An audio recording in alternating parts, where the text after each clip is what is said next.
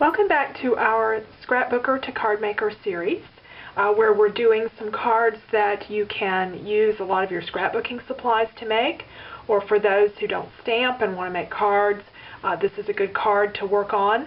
Also, if you just want to use up some of your designer paper, we're going to work with some of the larger print designer paper, larger patterned papers.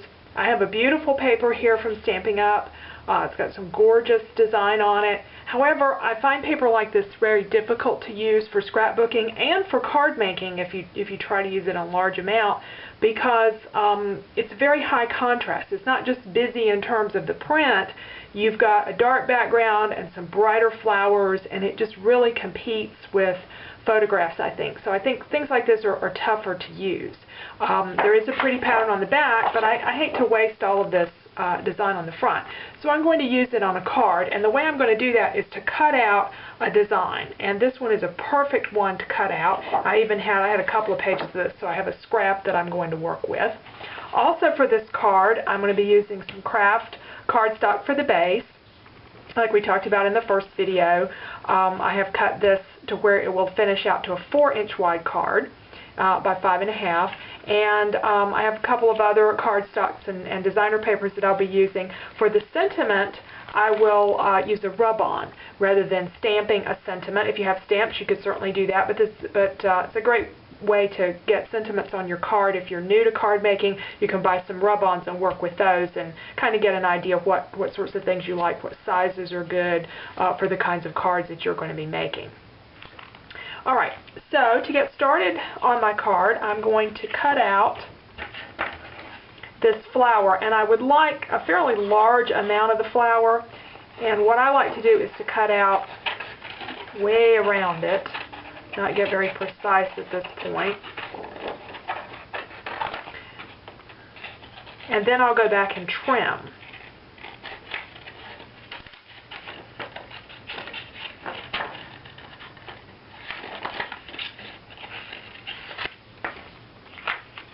Now when I'm trimming on this particular one, I want to leave some of this brown border, because the brown border is going to help this flower set apart from the background that I'm making for it.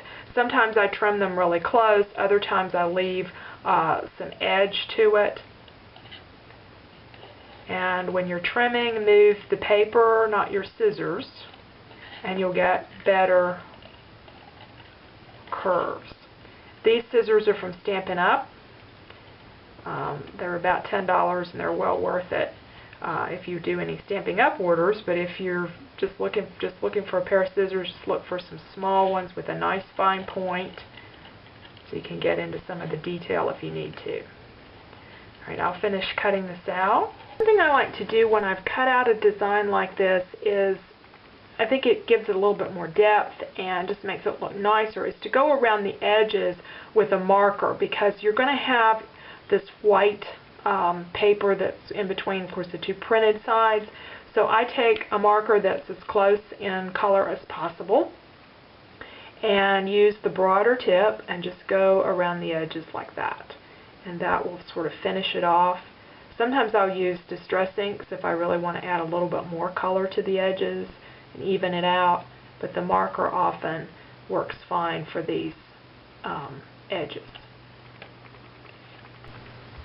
Okay, I'm going to make a background for my cutout piece, and we're going to do a basket weave background. I've cut out several strips of designer paper, some of it coordinated with this floral print and some from other collections, and I cut 3/4 inch wide strips in a variety of different designs with a similar color scheme.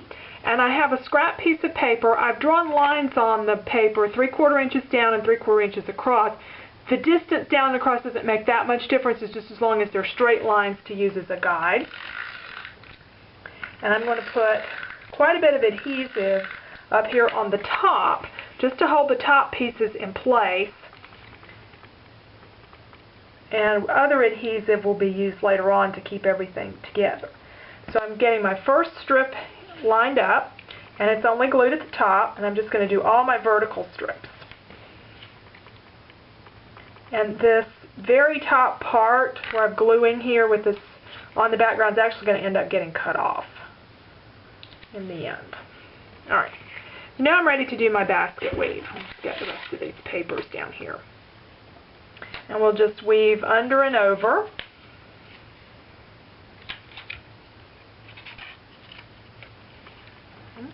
And this is where my line comes in at the top. And I think I'll go ahead and add some adhesive to the side too. I don't need it real heavy over there, just enough to kind of hold things in place for me. Okay, this one goes on top.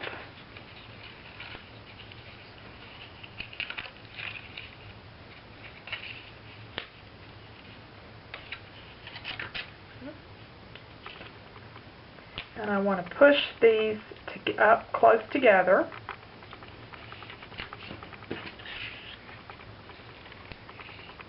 And I'll continue in this fashion all the way down. Alright, when I get all my strips on, then I can add a little bit of adhesive under some of these edges.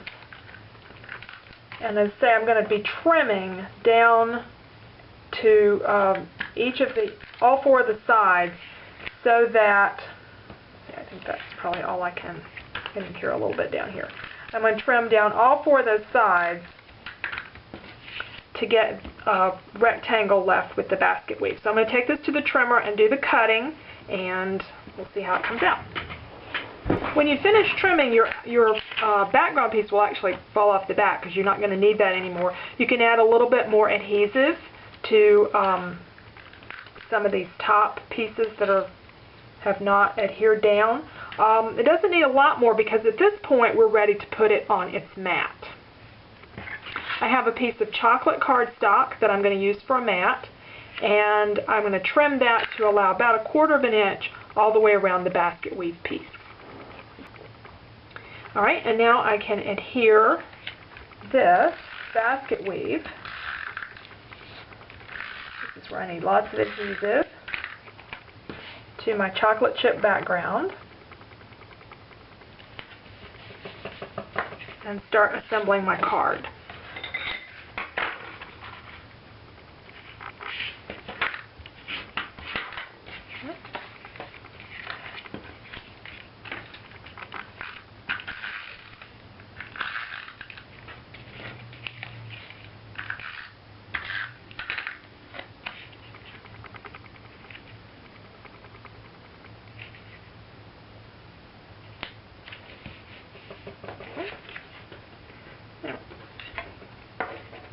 Now to adhere this cutout piece, I think I want to use dimensionals with the foam pop-up adhesive.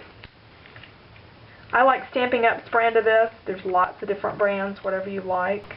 And I'm going to trim off some little pieces of dimensionals, these little edges for the stems of my flower.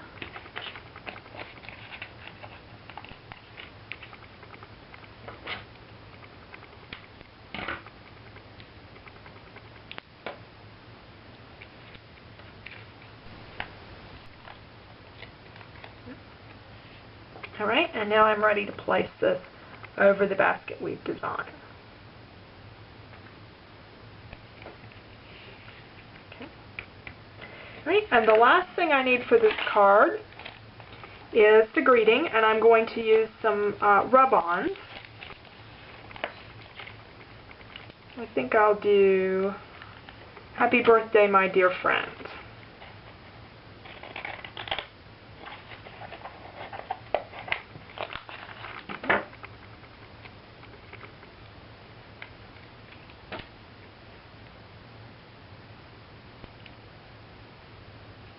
The basket weave kind of gives you an idea where the center is, this middle part right here. So when you're lining up your greeting, you can get an idea of where it needs to go. I'm using Basic Gray's rub-on roller for this, but you could use, before I bought this tool, I used one of those Pampered Chef scrapers. That worked great.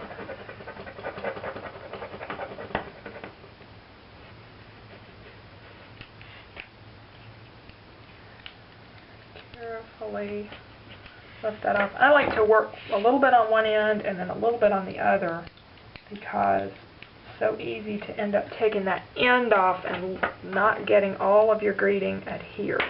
Alright, here we go. There's our card with a basket weave background, a cutout design from one of those fairly busy pattern papers. We got to use up a lot of designer paper, no stamping, and get a really unusual card.